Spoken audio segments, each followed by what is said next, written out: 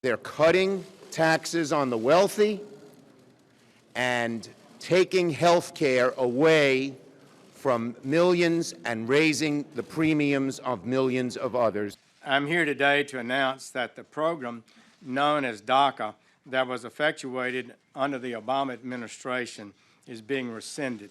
I've been saying for the last year and a half that the best thing we can do, politically speaking, is let Obamacare explode. It is exploding right now. Yes, I think he is motivated by his desire to sully Obama's reputation. I think he resents that Obama left as a very popular president and he entered as an unpopular president. Without some common baseline of facts, without a willingness to admit new information and concede that your opponent might be making a fair point and that science and reason matter, then we're going to keep talking past each other and we'll make common ground and compromise impossible. Two presidents, two starkly different political philosophies. Tonight, is President Trump working to erase President Obama's achievements or setting his own agenda?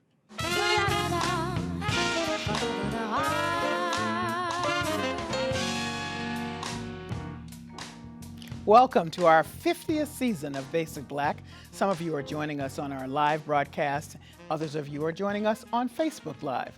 I'm Callie Crossley, host of Under the Radar 89.7. Joining me tonight are Keith Maddox, an associate professor of psychology and director of the Tufts University Social Cognition Lab. Julio Ricardo Varela, co-host of In the Thick, a national political podcast. Renee Graham, associate editor and columnist at the Boston Globe, and Phillip Martin, senior investigative reporter, WGBH News. Welcome to all of you. Thank you. Amen.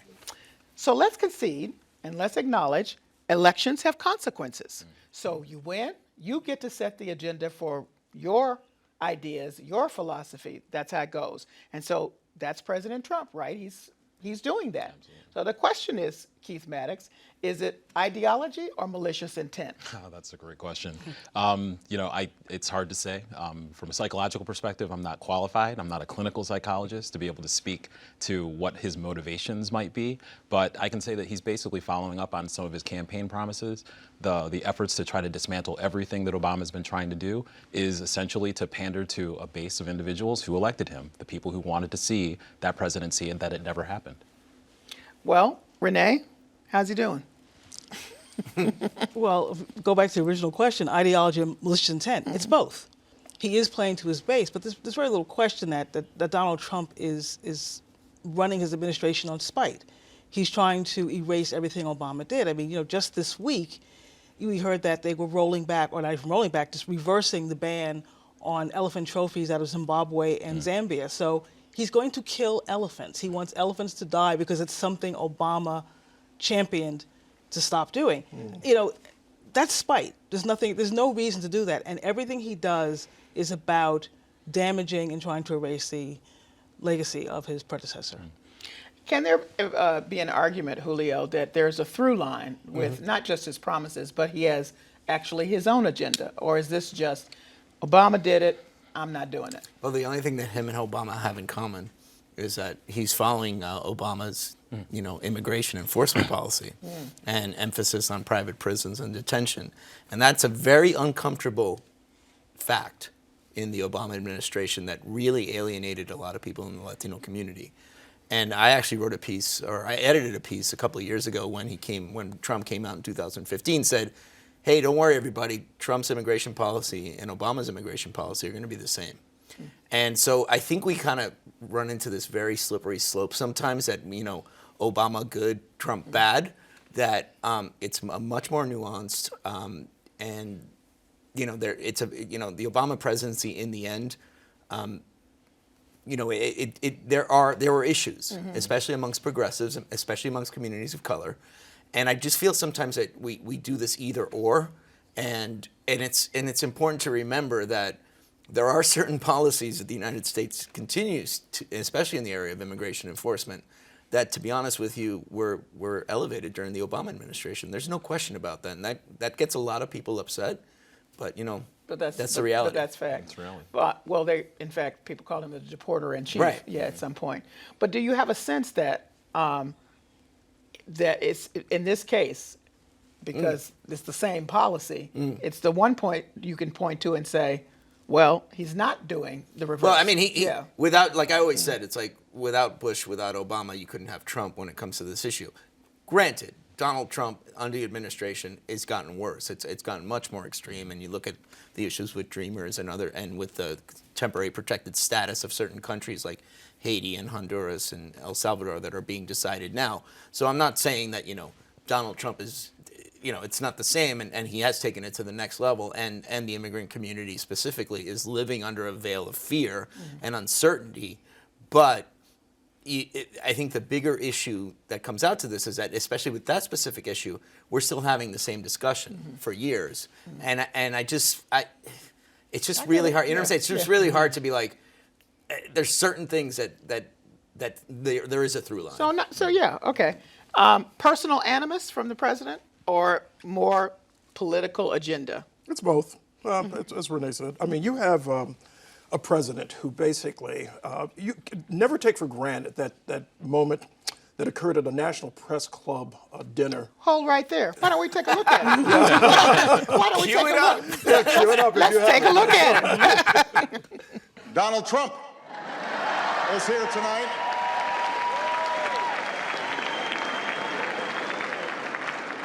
Now, I know that he's taken some flack lately, but no one is happier, no one is prouder to put this birth certificate matter to rest than the Donald. And that's because he can finally get back to focusing on the issues that matter. Like, did we fake the moon landing? What really happened in Roswell? And where are Biggie and Tupac? Okay, it was funny then, but I think that was a moment. That was 2011, by the way. I find it interesting that you queued that up. I didn't know you had that because I think that moment defined Donald Trump's relationship with Barack Obama, because he was sitting there. He never laughed. He was fuming, and he's fuming still. And I think what we have in this president is something that's called the Trump doctrine. You've had the Nixon doctrine. You had the Reagan doctrine. All of these have a lot to do with foreign policy. The Trump doctrine is quite simple. Anything that Barack Obama was for, he's against. It's antithetical to his sensibilities, and it's exemplified not just with. I have to disagree with you with someone who disagree with you, Julio, on the difference between the immigration policies of the Trump administration and even the former deporter-in-chief, as Obama was known. Because what you have is an amplification of that policy to a degree that's extraordinary. I've interviewed ICE officials recently for a series I did called The Gangs of Nantucket, looking at some of these policies of the Trump administration. And ICE officials will be the first to tell you they feel almost liberated by the administration's new policies, which allow them to go not just a step further, but much further in terms of picking up those people who are undocumented in this country. Sometimes they will say we prioritize MS-13 and gangs, but we will arrest anyone who is in the country undocumented because it's against the law.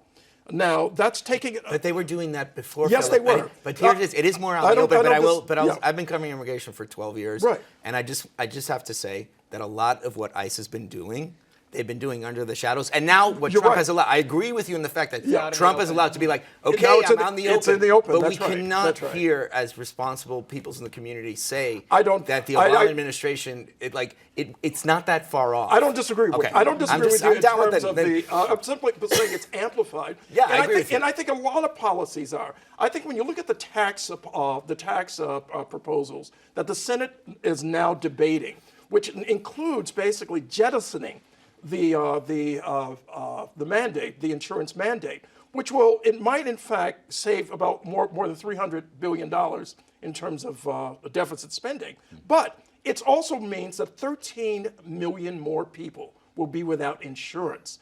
And that is something that the Trump administration and Trump himself has endorsed. He pushed for that be included within the Senate policy. And that would, in essence, eviscerate the core aspects of Obamacare. But it once again points to a rationale by even though Trump said that he was basically going to create a tax policy that was going to help the middle class. Right. We see a tax policy that is basically going to eviscerate many of those within the middle class, their incomes within the middle class, especially those who are making less than $75,000. So what you're saying is the bottom line, Renee, what he's saying is the bottom line is if it hadn't been named Obamacare, it wouldn't be included in the Senate tax plan. Well, look, I mean, the greatest trick the GOP played was convincing people that the Affordable Care Act was Obamacare and tying it so solidly to Barack Obama. Because you had that disconnection where people were thinking, well, I'm good because I have ACA, and then you had to say, oh, by the way, ACA is Obamacare. Right. Because they hated Obamacare because it was associated so closely with Obama. So yeah, anything, that was part of his campaign promise was to, that was his thing. Remember, get rid of Obamacare on day one. Well, he hasn't done that. And Obamacare now is more popular than it's ever been. But again, what he wants to get rid of is Obama. It's Obamacare, but he wants to get rid of Obama.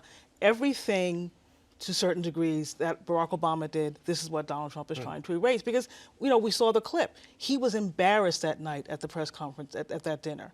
He was the butt of the joke. And we all know Donald Trump does not have a sense of humor. So this is his revenge, against Barack Obama. We saw it with something as arbitrary as Donald Trump trying to bring back banning transgender men and women from serving openly in the military. That came out of absolutely nowhere. Nobody said there was a problem with unit cohesion. The generals weren't asking for it. All of a sudden, he wanted them out of the military. Why do that? Because Barack Obama lifted the ban. So I want you two to answer this. Does it have to do with the fact that there was or people questioned the legitimacy of Barack Obama and never got to accepting him fully as president? Absolutely. Yes. Yeah. I mean, let's back to the clip. I mean, I've seen that clip so many times, and there is a part of me when you watch that clip and you're like, you have this really smart, intelligent man of color, this black man in power, a very rare, like a historic moment in the history of the United States, kind of being the Joker, right? Which is a very rare in a place of like white Washington, because let's be real, and that was a White House correspondent. Right, the political Washington is not, it's not that diverse. So yes, and the animus has always been there, with it's racially based. It's the othering. That's a big campaign tenet of he's really good in that industry of like othering people and blaming, make America first. America great again is just George Wallace in, when he ran, America great. So yes, and we can't, that's the ugly part of this, that we continue to talk about. And anyone, when you bring it up, it's like, oh, you're being, a typical, like race baiter. Yeah. But at the same time, I have no doubt how much animus. I think America, in the end, as historic as it was, still had the issue where it's like the first black president, and like there was plenty of people who probably said the first black president, and they didn't see it as a pride thing, and that was tapped into for sure in this campaign. Yeah, absolutely. I think again, the most recent election has uncovered a lot of challenges that the United States has been dealing with that we thought we might have been over. And, again, it was an illusion to think that 2008 and the election of a black president was going to change anything. There were a lot of things that we weren't dealing with. And, as I've said it before, it's unfortunately a kind of a blessing in disguise that the ascension of this individual has basically uncovered the rug, and it's shown us all the things that we were trying to sweep under that rug, the dirty laundry. So in a lot of ways, I've been emboldened because we're spending a lot of time talking about all those things that we weren't talking about in the past. But when it comes to Trump and Barack Obama, everything he does, to use the term dog whistle would be, inappropriate, because it's not a dog whistle. It's everything he does that goes against Obama is speaking to those individuals in his base who were never going to accept Obama as a president, and everything he does actually emboldens them, makes them feel better and better. So yeah, absolutely, he's doing it to uncover, and again, it's based on the racial animus that's always been underneath the surface in the United States, underneath the surface. He tried to delegitimize his presidency by claiming he didn't have a right to be president because he wasn't born here. Now he's doing it on the opposite end. Now he's just trying to eliminate anything he accomplished as president. And of course, he also not only tried to basically talk about him being illegitimate as a president because supposedly where he was born, but also questioned his education and how he got there. And that's become a surrogate issue also. We see an education secretary now who's prioritized the whole issue of affirmative action by embracing as though it's a legitimate issue, this notion of reverse discrimination. Right. And we see that with the education secretary, we see with the attorney general, a new law and order platform that basically harkens back to the early 70s, one that basically not only criminalizes people who, across a range of crimes, so on and so forth, but basically goes back to almost old line policies toward drug offenders, not those who sell drugs, but toward those who take drugs, and so on and so forth. So we're finding, like that there's the whole notion of going backwards is what's embodied, unfortunately, many people believe in within this administration. So I guess for people listening who say, listen, you people are just knee-jerking because you don't like the man, right? And that's where you are. And bottom line, so how do you answer somebody, because I've been struggling with trying to explain that I think there is a difference between a personal animus or I don't know what kind of othering motivation that he had towards erasing a legacy than someone who would actually have different policies, very different from Obama, but it wouldn't have that other layer. I don't know quite how. Let's look at the history. I mean, obviously, Reagan, Bush, Clinton, there wasn't, you never heard like Democrats before saying, that Bush and that Reagan, like it didn't feel as visceral. And even when Obama criticized the second Bush, like I think there was still this, like you see these presidents now sort of when they're uniting for hurricane relief, there's almost like a respect. There's a respect there. Mm-hmm. Even if you disagree. Even if you disagree. Mm-hmm. When you come with Trump and Obama, like, that was used as a campaign thing. Exactly. That was used. Like, there's no one that's like, the president of the United States is black. We don't want a black president again. Like, and the Democrats, when you hear things like open borders and ISIS terrorists, and he was born in Kenya, and, he's a Muslim, like, all that code word is leading, is going into the brains of voters, and all factually incorrect, but, facts don't matter in this. He's not like us. Exactly. He's different. Right. He has the weird name. Like, he is from Kenya, Hawaii. He's from Hawaii. Let's also not forget that some of this is, of course, this is not just personal. This is also ideological. Right. Well, that's what I'm asking. And your question is correct, because you have to look at his appointees, in fact, to see just how ideological it is. The notion of appointing Scott Pruitt to head the EPA, someone who basically does not believe in that human beings contribute to carbon emissions and to climate change. Let me stop you, Phillip, and ask the question, because I really don't know that he cares. I think he does. I think he does. You think President Trump cares about this policy? Here's the reason I think he cares. Okay. I think he cares about that 30% of the Americans who voted for him, who also don't believe that humans contribute to climate change. And I think he also is catering to those law and order individuals who basically believe that you treated people at Ferguson too kindly, and that the notion of police officers being criticized for shooting unarmed individuals is not something that should be tolerated. He's catering to 30% of people in this country who basically have a law and order mentality, who basically believe this president can do no good. He can shoot someone in New York, as he said. Was it on Madison Avenue? Yep. Yes, Fifth Avenue. And so that becomes. So he's catering to an ideological frame. Okay. He might not have that frame himself, but he's catering to those who do. I'd say another way of saying, if you look at what he's been trying to do, and I haven't done this, but as a researcher, what I'd want to see is how much has he tried to do in terms of what he proposes and kind of new programs versus what he's tried to undo. And if there's a little bit of let's say that again. Right? What has he tried to do versus what has he tried to undo? Yeah, if everything that he is doing is undoing, then it suggests that it's a little less about ideology and it's a little more personal. So where do you come down? I think it's also worth noting the way he speaks about the Obama policies. This was the most ridiculous policy. This harmed the U.S. This hurt our citizens. It's not just the way presidents usually talk about their predecessors and say, well, okay, there's a better way of doing this. I disagreed with how he did this. This was stupid. This was incompetent. It's always about chopping down the man, not just the policies. It's about the man. Oh, that's which a good then point. also makes it right. I agree. And It the makes it racial very aspect, personal. and then you add that, and then you add the racial aspect to that, Which and is- people look at it. But we have to be honest about this. It's like, Steve Bannon wasn't there just to like win electoral votes. But it feeds into that whole dialogue. This man got where he was because he was black and because of and affirmative action, and he's only got to Harvard because of this. Right. It always feeds into that, but then it comes back to the idea that when he got the position, look how terrible he was and all these horrible things he did to the country. It's this kind of narrative that's helping sort of propel Trump along, and as Phillip has mentioned, feeding his base. And self-aggrandizement. I mean, yeah, this but he Asia trip is a good example of that. Saying nonsense, a complete lie when he said that President Obama never landed in the Philippines. When he says these things make no sense. Well, and when he said that. The whole notion of a grandiose feeding of Donald Trump is part of the Trump doctrine.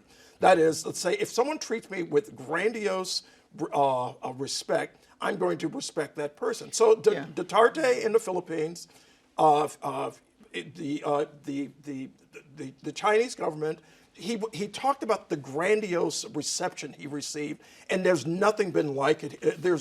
No one has ever received anything of this sort. Well, I think what really got me was when he landed, and the first thing that he said was, "This is I have done the best job and better than President Obama." Precisely. I mean, he called It's his always name. in relative, I thought, yeah. why are you bringing up his name? It's your trip. Yeah. Just go ahead with it. So that's why I was so taken with your saying, is it an undo or is it a trying to, put your own agenda first? Yeah. So what I think is so interesting is that by constantly bringing up the guy that he says is not legitimate, he has no legacy, whom he hates or It's like it's weird. It's a weird obsession. It's true. And it's like it's the way people deal, and you go back to that clip, and not to simplify it, but there is something about that. It's like, you embarrassed me. I would feel sorry for him if he weren't ruining the country.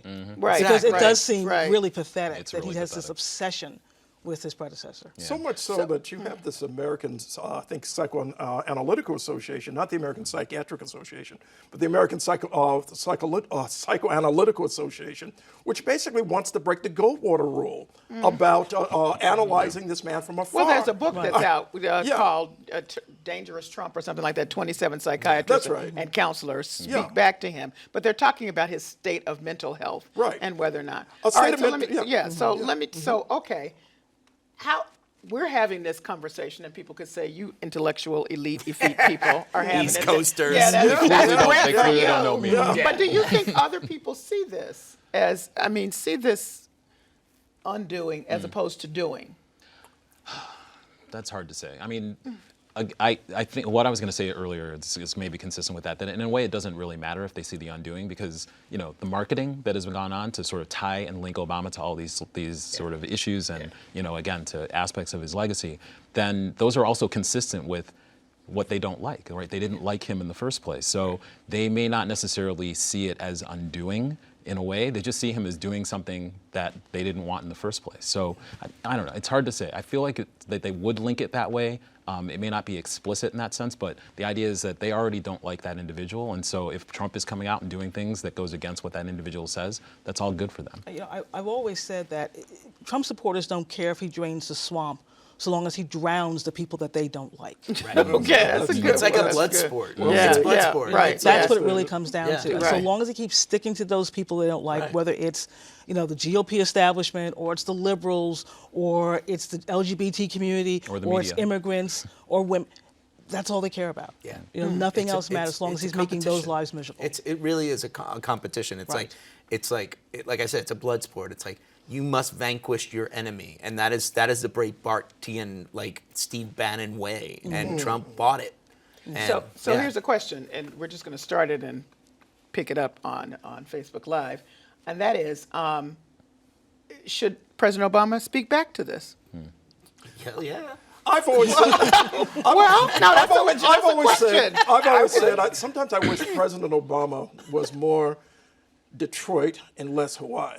Okay. Because, All right. Okay. because sometimes you really do want him to basically talk back. The whole notion of speaking truth to power. This is what this president, the former president, should be doing. The 44th president should be doing, because it's not just a question of dismantling his legacy. It's also a question of hurting the nation. And we're going to pause it right there because there's more to be said. Because that's the end of our show. I want to thanks to all of our guests. Thank you for joining us. Now, stay with us right now as we continue our conversation about the dismantling of the Obama legacy on Facebook Live.